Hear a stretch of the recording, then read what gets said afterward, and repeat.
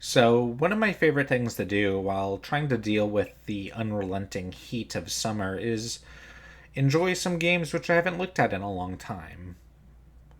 Spyro 3 is my first and only Spyro game. Well, that I ever owned and completed 100% multiple times. I played some of Ripto's Rage, but the copy I borrowed from a friend couldn't load past the third boss because of a nasty scratch. To be frank, the only reason I bought the game as a kid was because I liked dragons.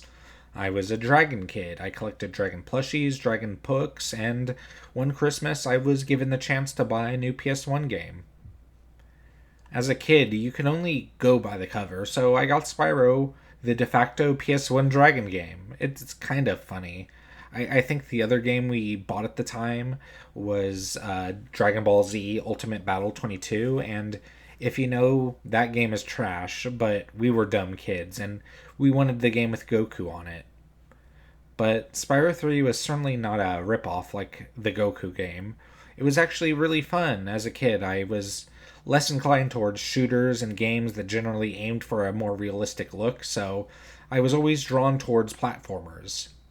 The main other games we had at this time for the PS1 were the first two Siphon Filter games, and even though those games are pretty fun, I just really wanted to play my colorful baby games. All that Spyro had to do to hook me in was let me play as a dragon, but I got so much more. I ended up playing one of the best games the PS1 had to offer, and I played the game over and over again. And even though it's been such a long time since I last played the game, well over 15 years, 100% completing the game again came pretty naturally. And I know what some of y'all are thinking. Why are you playing the PS1 version when there is a nice HD remake? Well, I like this version. I feel like the HD remake would have indeed looked how I remember, but at this point in my life, I'm not here to remember Spyro 3. I'm here to play Spyro 3. This game looks beautiful and pretty in a way that isn't quite captured in the HD remake. The world of Spyro 3 in 2023 is quite abstract in a way. The skyboxes are watercolor representations of a coast, of mountains, of an endless forest in the distance. As a kid, I enjoyed playing the levels where you could fly, imagining the landscapes and worlds that spread endlessly before me, that I could never travel to. As a kid, I always wondered about the worlds outside the game worlds, wondering if there was a way to break the boundaries of this world, follow paths we weren't meant to go down. I wanted to spend as much time in this world as I could. Anyone else just spend hours hanging out in the Speedway worlds? They were always some of my favorites. They felt the most real, being not made to be explicit levels with a beginning and end. This game is honestly really beautiful. Every jagged pixel, every low res texture, it feels like a dream, with your mind barely able to keep up with the amount of details you're used to in your waking life. The thin polygons of the world feel like they are barely being held together.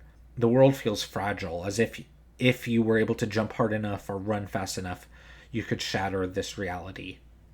Especially when you run through a level and there is almost nobody left. There's an emptiness, as most worlds seem to float in a void, with endless landscapes separating them. The music also really adds to the mood. It's electric. Spyro 3's visuals are kinda trippy, like a vague memory of a place you saw in your early childhood before you fully went online, so to speak. That is why I still love playing Spyro 3. It connects me with this abstract reality. The game now in 2023 doesn't look like quite what I remember, but it looks like more now. Its aesthetics take on new meaning, as the music and world remind me of my childhood dreamscapes.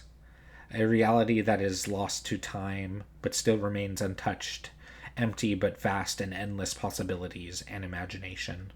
But forget about that. The most important part of Spyro 3 are the low poly little guys. These guys are so good, and you just can't tell me that this is cuter than this. It feels so bad to be killing these guys, but Spork's gotta eat, and I'm not a pro at this game.